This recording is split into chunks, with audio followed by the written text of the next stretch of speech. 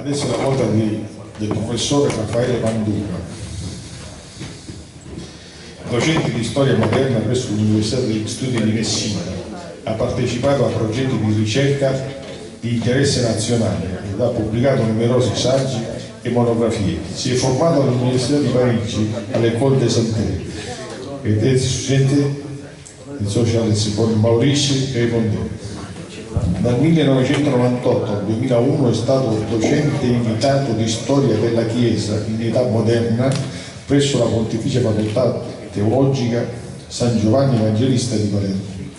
I suoi filoni di ricerca riguardano il rapporto tra spazio e istituzioni religiose nella Sicilia moderna, la conflittualità fra potere politico e potere religioso nel Settecento e il rapporto Chiesa-modernità e la rivoluzione francese. Prego. Grazie. Allora, dopo i pomodori preparate le pietre perché, visto che sono l'ultimo, credo che mi toccheranno. Comunque cerco di fare il mio meglio. Però devo ringraziare Filippo Andesi, devo ringraziare il collega Cataliotto che mi hanno voluto coinvolgere in questa vostra bella iniziativa. Allora, il tema è Maria e la Sicilia d'età moderna, dove Maria sta appunto per la Vergine, per la Madre di Cristo, ed è un tema che, diciamo così, parlando di questa figura nel corso almeno degli ultimi 16 secoli, anche se tralasciamo i primissimi periodi del cristianesimo, Maria assume un ruolo vie più centrale nella religione cristiana e nelle sue declinazioni maggioritarie, l'ortodossa e la cattolica latina, almeno fino alla Riforma protestante. Se guardiamo infatti l'influenza della Madre di Cristo in manifestazioni liturgiche e teologiche, ma anche su atteggiamenti socio-culturali e artistici, oltre che generalmente antropologici e persino politici, la sua entità e il suo spessore risultano talmente importanti e ampi da non permetterne di seguirne l'articolazione neppure se si restringe di molto il campo di osservazione. Si tratta di un processo di lunga durata e nemmeno definito da subito, che la figura della Madonna non solo nelle dinamiche teologiche si struttura attraverso la sedimentazione di diversi passaggi, a partire dalla stretta simbiosi con i dibattiti cristologici delle origini che toccano anche la maternità divina e la verginità di Maria. La stessa preghiera del Rosario, la corona di rose, il fiore della Vergine, rimando ai momenti rilevanti della vicenda di Cristo e di sua madre, oltre che il momento di riflessione sui misteri della vita di Gesù, una delle principali pratiche devozionali più diffuse, ma valida solo e non è senza importanza ricordarlo per l'Occidente cattolico. Il mondo ortodosso è altro da questo punto di vista. Oggi quasi naturale paradigma della devoluzione mariana è tutt'altro che manifestazione del primo cristianesimo, essendo stata introdotta pare verso il IX secolo nei monasteri irlandesi, con una diffusione però significativa ancora posteriore, che tocca soprattutto l'età moderna, grazie alla spinta fondamentale innanzitutto dei domenicani, oltre che di altre importanti famiglie regolari. L'enormità dei riferimenti teologici, culturali e storico-artistici, ma anche politici, è dunque implicita in qualsiasi discorso sulla Theotokos, madre di Dio al concilio di Efeso nel 421 contro Nestorio, per cui in Maria vi era solo la maternità dell'umanità di Gesù, mentre nel secondo concilio di Costantinopoli, 535, alla Madonna viene dato anche l'appellativo sempre Vergine, ai Parthenos, se non sbaglio. Del resto, se il siciliano Placido Nigido sentì il bisogno di un termine nuovo e preciso, quello di mariologia, appunto, e parliamo sempre della tradizione occidentale, scrivendo nel 1620 e pubblicando a Palermo la Summa Sacrae Mariologiae per definire un preciso ambito di studi teologici, dopo che Francisco Suarez aveva già elaborato un primo trattato mariano nel 1584, il fatto è di per sé significativo di quanto la sola questione dottrinale fosse diventata ampia e complessa già più di 4 secoli fa. Il culmine di questo lungo percorso, e faccio un salto enorme, come si sa in Occidente è recente, coincide con il dogma dell'Assunzione di Maria, sancito da Pio XII meno di 70 anni fa, nel 1950, mentre la Lumen Gentium, la costituzione dogmatica del Concilio Vaticano II, dove Maria è madre del Salvatore, inserita nel mistero di Cristo, della Chiesa e della salvezza universale, risulta, almeno fino ad oggi, il cardine della Mariologia contemporanea, di cui atto rilevante è l'esortazione apostolica Marialis Cultus, con cui Paolo VI fissa i paletti dei rapporti fra i credenti, del rapporto fra credenti e la Vergine. Il discorso relativo al Regno di Sicilia non può quindi prescindere da questo enorme, complesso apparato di rimandi, qui appena accennato, e malamente, me ne scuso con i teologi, diciamo, veri, cui la figura della Vergine dà luogo, mentre deve assumere anche il dato di lungo periodo, a partire dalle difficoltà relative alla conoscenza dello stesso impianto cristiano nell'isola nei primissimi secoli. Anche se a proposito della Madonna abbiamo alcune testimonianze, almeno quelle che sono a mia conoscenza, pare che già verso il III secolo c'è questa Mater Adonai, la madre del Signore a Brucoli in Siracusa. Vi è poi da considerare, come in altre parti dell'Europa, la presenza mariana dentro quel quadro che porta a soppiantare i vecchi culti pagani. Basti qui almeno il richiamo alla trasformazione dei templi greco-romani in chiese, in ottemperanza all'editto di Teodosio II del 435, di cui l'Atenaion di Siracusa, oggi il Duomo, consacrato alla Madre di Dio al tempo del Vescovo Giovanni, costituisce un bel esempio, ma non è il solo. Un parallelo avanzare quindi fra gli spazi dedicati alla Madonna e l'abbandono dei culti pagani, significativamente sottolineato quasi 10 secoli dopo da un personaggio di rilievo come il gesuita Ottavio Caetano, espressione alta dello spirito tridentino nell'isola. In un suo manoscritto, che poi sarà pubblicato in appendice al secondo volume delle Vitae Sanctorum Siculorum, edito nel 1657, e poi tradotto da Tommaso Tamburrino per Andrea Colicchia nel 1664 a Palermo, che si intitola La Santissima Vergine riverita in Sicilia, che appunto porta con sé un corredo di immagini. Ora vi dirò anche perché mi interessa. Una posizione questa, abbandono del vecchio culto, delle credenze pagane, aumento del culto verso la Madonna, che segnala già il lavorio delle élite ecclesiastiche nella costruzione del topos di un naturale parallelismo fra l'isola, il suo popolo e la Madonna. Un altro aspetto centrale per comprendere il rapporto fra la Vergine e la Sicilia è il legame con l'Oriente, ovviamente. Dopo che l'influenza romana, non solo dal punto di vista religioso, era scemata, e nel VI secolo, dopo le invasioni di Vandali e Ostrogoti, l'isola entra nel sistema bizantino, restandoci fino alla conquista araba. Ciò non poteva non avere ricadute sulla spiritualità, ma anche sulle modalità della pratica concreta della fede. Come si sa, la devozione a Maria segna la liturgia in tutto l'impero bizantino. E ne abbiamo, diciamo, anche testimonianze certe, almeno a partire dal 740, col canone di Sant'Andrea di Creta, che celebra la concezione di Sant'Anna, madre della Theotokos. E nel 732 Leone Iasurico, per editto, impone il rito bizantino nell'isola. In Sicilia non sono pochi i rimandi a questo retaggio, a partire dal culto dell'Idria, abbreviazione di Odigidria, appunto guida, condottiera, no? Con il suo richiamo al monachesimo orientale, i vecchioni che trasportano, diciamo, la cassa, e che in Sicilia trova negli insediamenti basiliani, e qua siamo in una zona, diciamo, elettiva da questo punto di vista, significative estrazioni di influenza, fra cui quello celeberrimo di San Filippo del Gira presso Enna, ben oltre ancora il periodo normanno, il Medioevo, ancora in età moderna. Dopo gli anni della dominazione araba che portarono quasi all'eradicamento del cristianesimo greco in Sicilia. Il punto di svolta è per certi versi quello di un nuovo inizio nella costruzione cristiana, a cui per parti non secondarie fa riferimento l'età moderna, è dato dalla riconquista normanna dell'isola.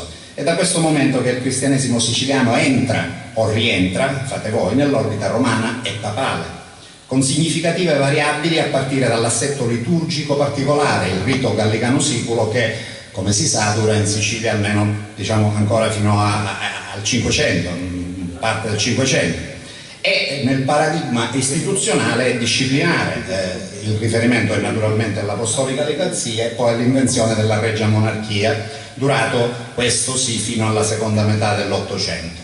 La Riconquista determinerà infatti due fondamentali passaggi dal mio punto di vista per il mio discorso. Il primo, ovvio, è la progressiva cristianizzazione con la eradicazione fino alla deportazione della popolazione musulmana. Il secondo coincide con il lento ma inesorabile declino che comunque, lo si è già accennato, lascia eredità di non poco conto della componente orientale e bizantina fin lì tratto fondamentale del cristianesimo isolano.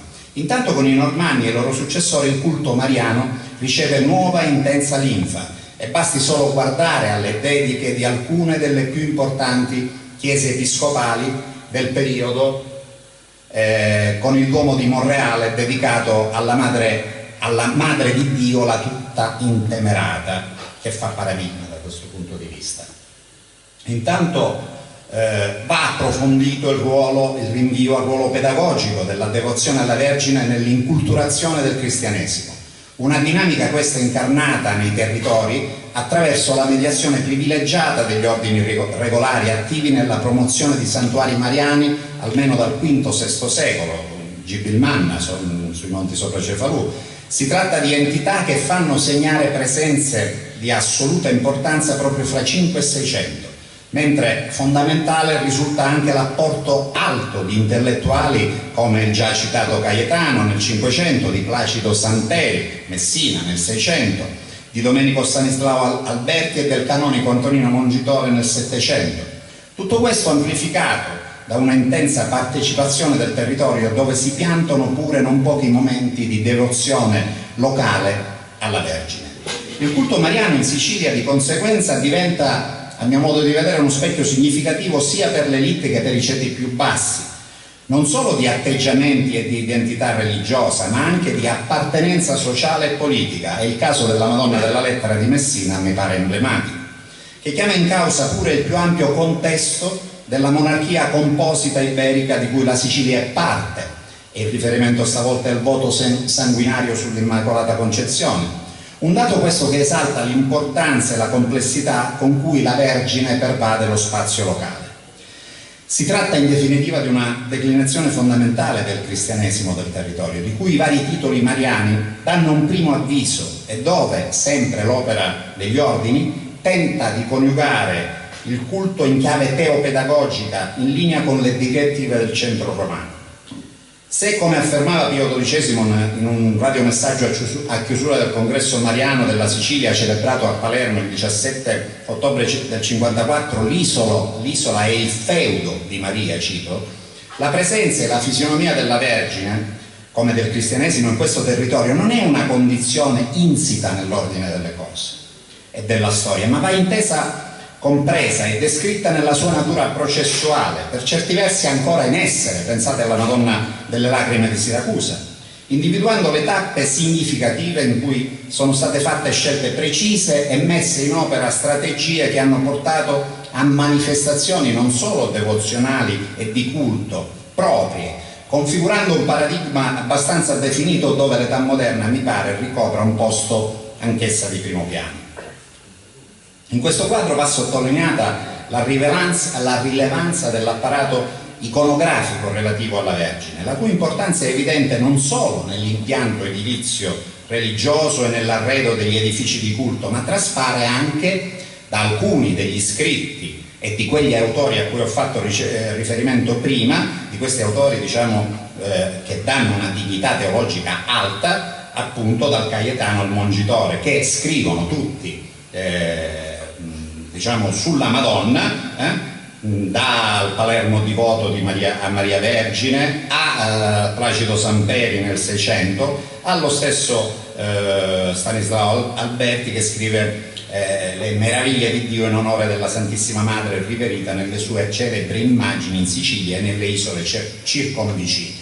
Il rimando alle immagini è poi fondamentale nel Samperio, iconologia della gloriosa Vergine Madre di Dio protettrice di Messina. Che cos'è? Lui dice nell'introduzione: è un ragionamento delle immagini.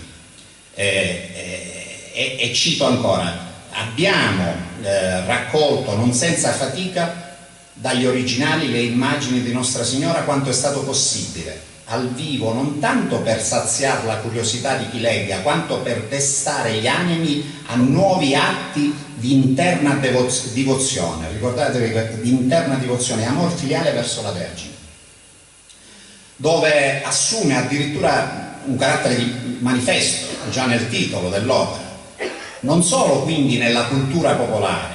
Quindi l'equazione fra la bellezza dell'immagine di Maria, la Bella Mace, la compassione, quello che Samperi dice nuovi atti di interna devozione, il pentimento, cambiamento di vita, disegna una strada del vissuto religioso che muove dalla Madre di Cristo alla fede tramite la mediazione della bellezza. Questo aspetto mi pare poco sottolineato nella definizione del paradigma religioso siciliano, per cui, senza arrivare alla negazione sciasciana di una Sicilia non cristiana, Sciascia diceva, cito, la Sicilia non può dirsi cristiana, al massimo essa è il luogo di esplosioni propriamente pagane, tollerate dal cattolicesimo ufficiale. È stato comunque privilegiato in ogni caso questo lato drammatico dell'esperienza religiosa. L'aspetto quindi del dolore e del lutto, e lì un altro grande intellettuale, Vitaliano Brancati, che dice che poche cose riescono bene in Sicilia come il lutto, perché il culto più antico è quello della morte, sarebbe quello della morte, e quindi di conseguenza i culti della Settimana Santa, il Cristo sofferente, il crocifisso e di conseguenza l'addolorata, in parallelo con un vissuto quotidiano di angoscia e di sofferenza, no? Le plebi siciliane, questo eterno ritornello dentro un quadro di superstizione e di quello che diciamo un grande antropologo chiamava il sincretismo magico religioso, appunto di ascendenza demartiniana, assegnare unicamente la vita delle plebi isolane. Una posizione questa certo giustificata, ma comunque tutt'altro che esclusiva ed attribuibile alla sola Sicilia, che la dimensione del dolore e della sofferenza, e non solo nei secoli passati, appare connaturata alla stessa identità cristiana. Essa è sorgente anche teologica alta e fondante della fede, la kenosis, lo svuotamento e la morte come sua ultima conseguenza, l'abbassamento di un Dio che soffre e muore come un semplice uomo, che costituisce infatti lo scandalo e la novità del cristianesimo a qualsiasi latitudine, non solo in Sicilia. L'iconografia mariana, come quella relativa ad altri soggetti cristiani, va allora letta e studiata nella sua interezza. Con la centralità dei culti della Settimana Santa non bisogna neppure dimenticare il quotidiano, la vita religiosa di tutti i giorni e le altre ricorrenze principali del calendario liturgico del territorio, in primis i santi patroni. Vanno inoltre messi in conto le visite nelle chiese, le preghiere, gli altari laterali, ricchi di una iconografia assolutamente non esauribile nel culto verso l'addolorata o alla Madonna dei Sette Dolori. Nemmeno importanti e significativi sono i luoghi in cui le declinazioni mariane generano forti ammontari di vissuto religioso attraverso il pellegrinaggio, con la sua forte carica sociale e antropologica, oltre che come fatto di mediazione e di intercessione religiosa. Soprattutto in alcuni di questi luoghi mi pare non eludibile, con altri ammontari di religiosità e di sociabilità, l'aspetto centrale della bellezza della Vergine, che rimanda alla sua mediazione misericordiosa e alla protezione e all'aiuto che essa dà ai cristiani. Emerge insomma una dimensione della religiosità locale dai toni meno cupi e oscuri, che dovrebbe indurre ad articolare giudizi netti ed univoci, sempre poco consoni con una seria analisi storica. Basti per ora il rinvio all'annunziata di Trapani, probabilmente il più importante santuario mariano dell'isola, con la sua radiosa, solare e persino complice bellezza, o all'altro luogo sacro alla Vergine di carattere nazionale in età moderna, il santuario di Tindari, che naturalmente voi conoscete meglio di me, con la sua Madonna bruna dal viso profondo e sereno, ma innanzitutto bello, nigra sum sed formosa, espressione del cantico dei cantici, con il rinvio a una bellezza altra di Maria nel colore brunito del viso, o alla ferace, lucente e popolana leggiadria di Nostra Signora di Valverde, senza parlare delle Vergini del Gaggini e della sua celebre scuola di cui la Madonna di Gibilmanna, che hanno mosso intere generazioni e non solo le plebi, segnatamente in età moderna, al pellegrinaggio e alla preghiera. Quindi accanto alla passione e al lutto c'è quindi una tensione verso l'irrappresentabile e l'irraggiungibile, che genera una bellezza per molti versi libera dalla dimensione tragica del dolore e della morte. La bellezza, segnatamente di Maria, ma non solo, in tante chiese dell'isola appare così come una delle vie maestre da seguire per comprendere la pedagogia e l'inculturazione del cristianesimo in questo territorio. Un mondo fatto anche di misericordia e di luce, dove la Madonna può costituire il doppio di un cristianesimo oscuro e angosciante, quasi costretto dentro le catene della Moira, come l'esistenza stessa dell'uomo in Sicilia.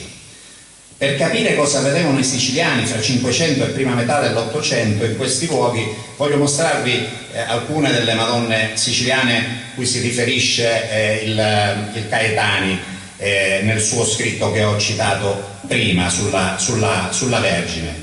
Per esempio la Madonna delle Vittorie di Piazza, che è uno stendardo di epoca, naturalmente non di epoca moderna, ma ben precedente, e però anche qui diciamo questo tratto. La Madonna della Lettera di Messina, di cui abbiamo parecchie raffigurazioni,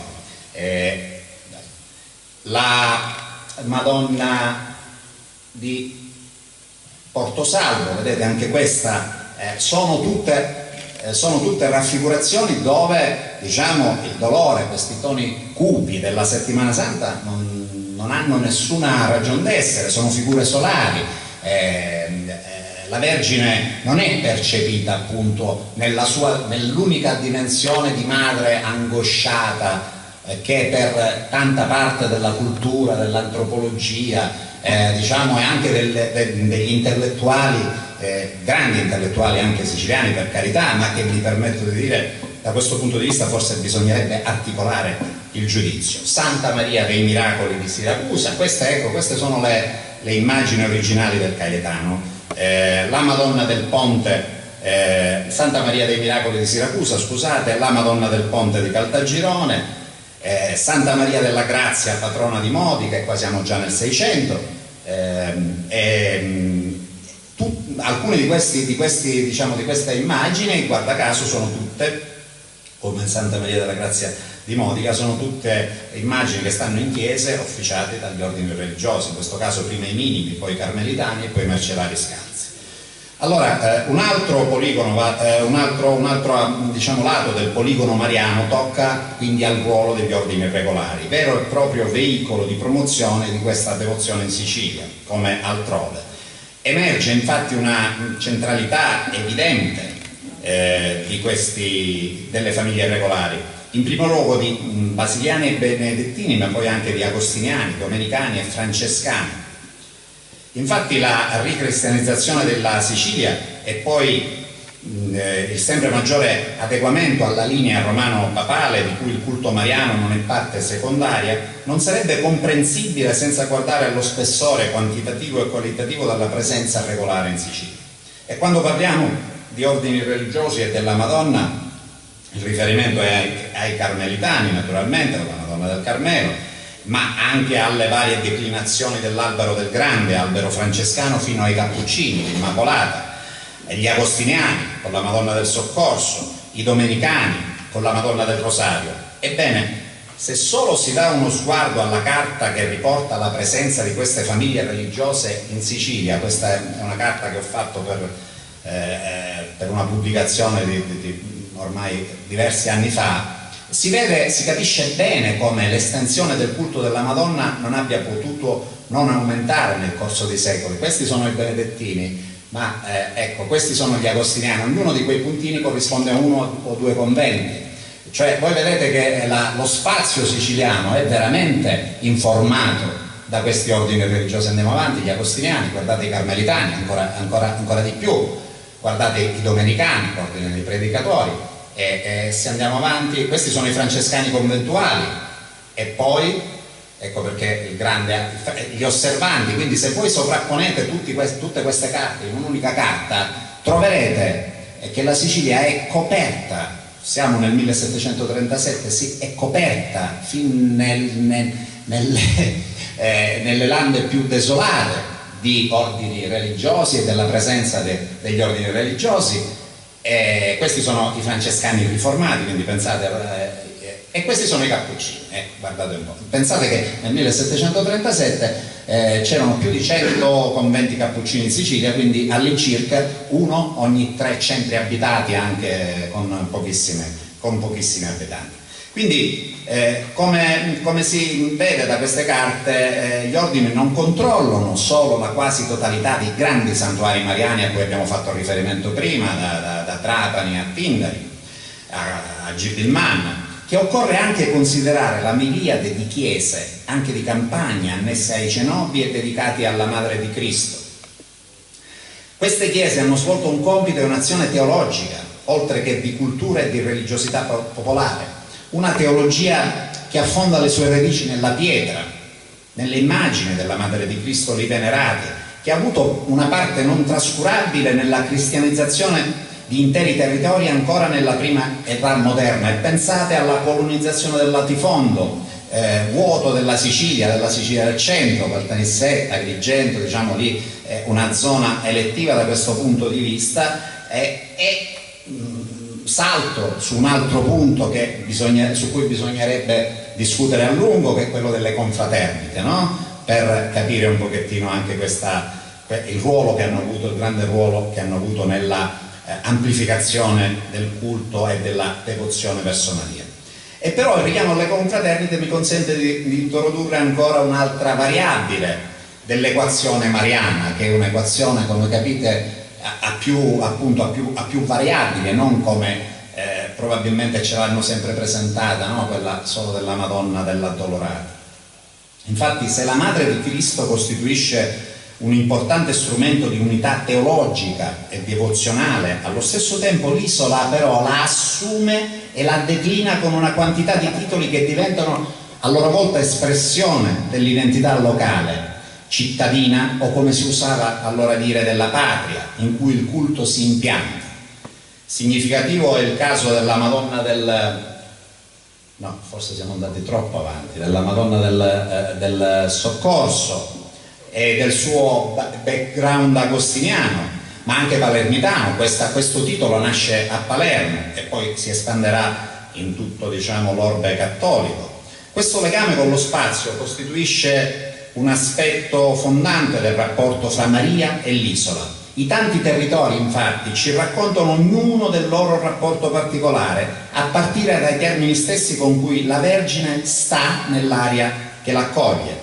Alcune rappresentazioni della Vergine, infatti, sono giunte dall'Oriente o dal mare, oltre alla celebre Madonna di Tindari, la Madonna di Trapani, Maria Santissima dell'Avena a Piedimonte Etneo, Maria Santissima della Margana a Pantelleria, la Madonna di Dinammare all'Arderia, che è stata recata, questa Madonna, da 2 delfini, e Maria Santissima di Custonaci.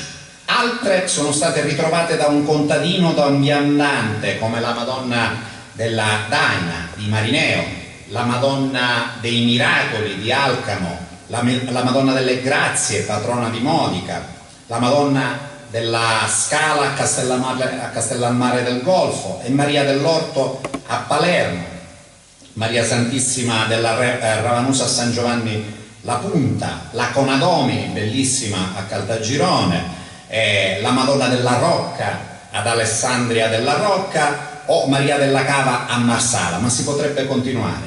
Alcuni santuari sono invece originati dalle apparizioni o da fatti prodigiosi locali. Così la Madonna di Valverde, a cui abbiamo fatto riferimento prima, la Madonna della Catena, che spezza le catene dei condannati alla forca a Palermo, la Madonna dei Miracoli a Mussomeli, la Madonna delle Grazie a Palazzo Adriano, la Madonna del Ponte a Caltagirone, la Madonna del Paradiso a Mazara, eccetera, eccetera, eccetera. Cioè ogni territorio fa propria la Vergine e la declina in base a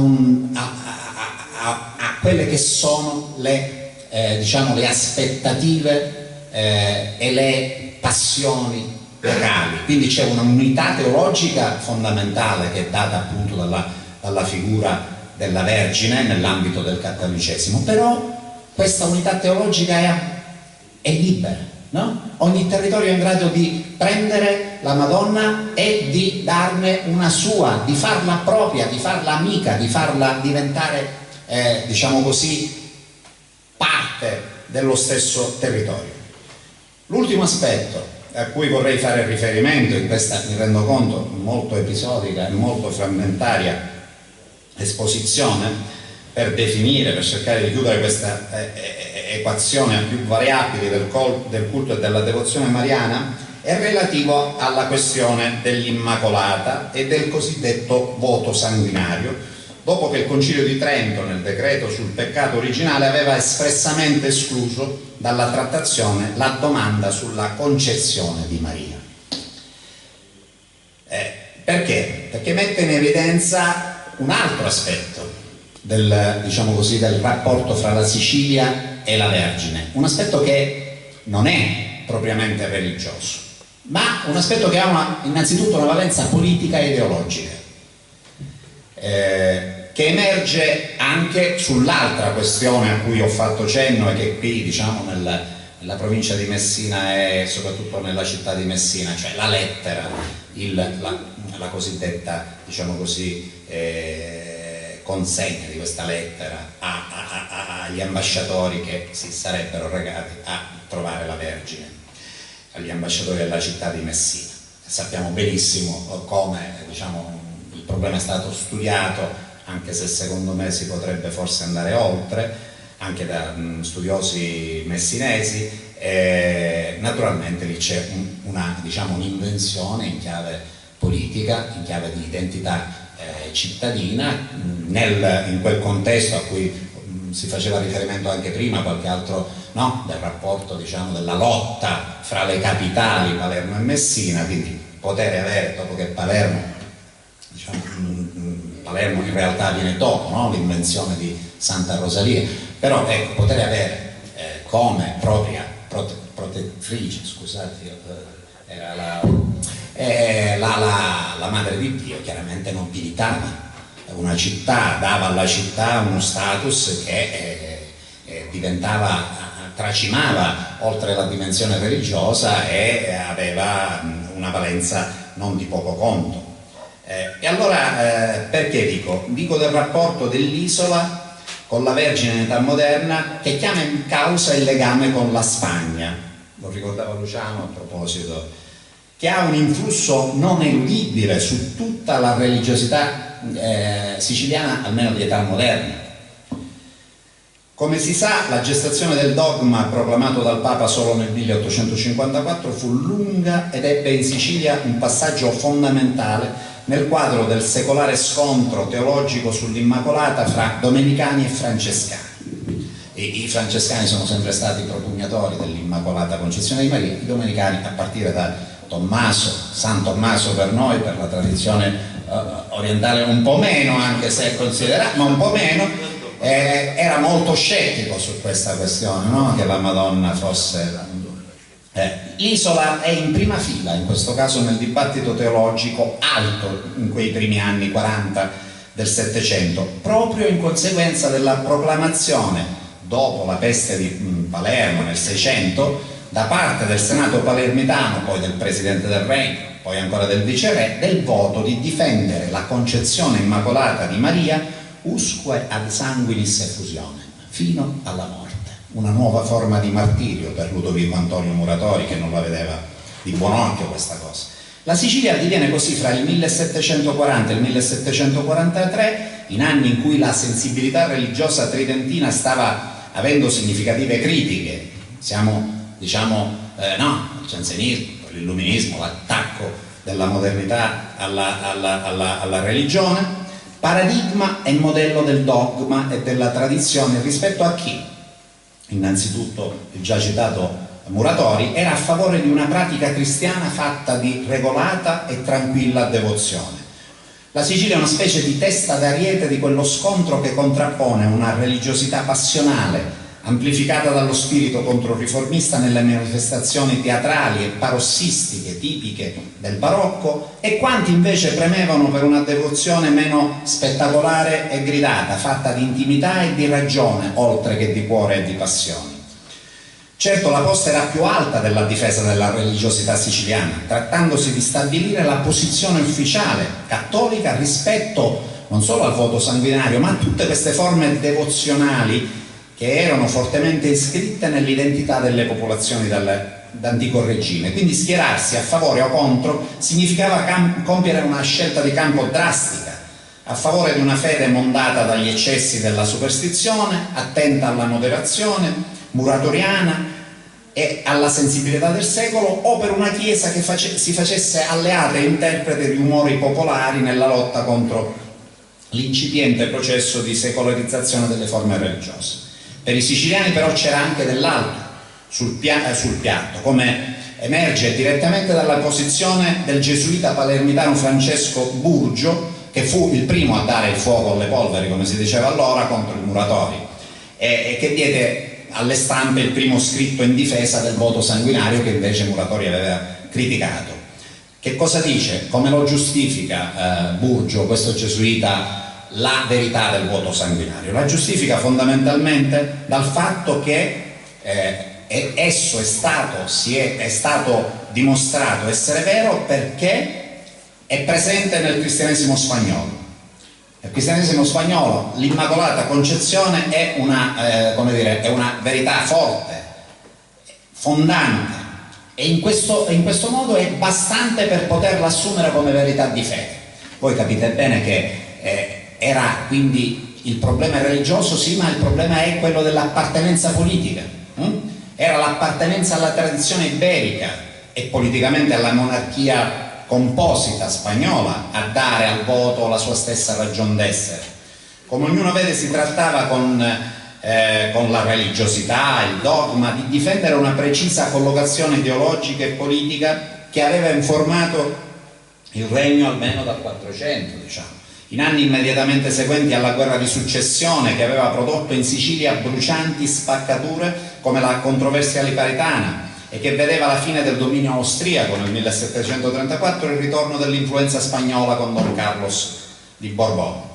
Quindi la mia tesi è questa, che il voto sia quasi un manifesto ideologico per comprendere come la Sicilia, soprattutto le sue classi dirigenti, intendono rientrare nel solco della tradizione politica spagnola e allo stesso tempo vogliano ricomporre la frattura che durante la controversia liparitana profonda, diciamo, che c'era stata con il papato durante la dominazione piemontese. L'Immacolata, come tutti sanno, poi la questione si risolverà nel 1854 e con la proclamazione del dogma da parte di Pio IX. Però questo aspetto, diciamo così, mette in evidenza come la questione mariana in Sicilia debba essere affrontata non solo come una questione religiosa. In definitiva, e concludo, credo che la lunga vicenda del rapporto fra la Vergine e l'isola può servire, se non a riscrivere dalle fondamenta i caratteri della religiosità siciliana, almeno a darne un quadro più articolato. La Vergine a Begganace, non so adesso se, diciamo, io la pronuncio col mio, non so, sono mezzo gallico, ho appreso, sollecita e interroga un mondo composito e vario, dalle plebi alle elite. Non si tratta solo di religiosità popolare. All'ampio mondo ecclesiastico, gli ordini religiosi, l'abbiamo visto, con un ritorno evidente di un'articolazione più piena del panorama religioso. Il dolore e la passione si accompagnano ora anche alla bellezza, alla compassione, alle carezze che gli sguardi e le immagini delle vergini siciliane riflettono nei volti delle persone. La bellezza e la misericordia nell'appropriazione della figura della Madre di Cristo disegna e amplifica spazi antropologici, sociali e politici attraverso cui è passato il vissuto di intere generazioni fra 500 e 800.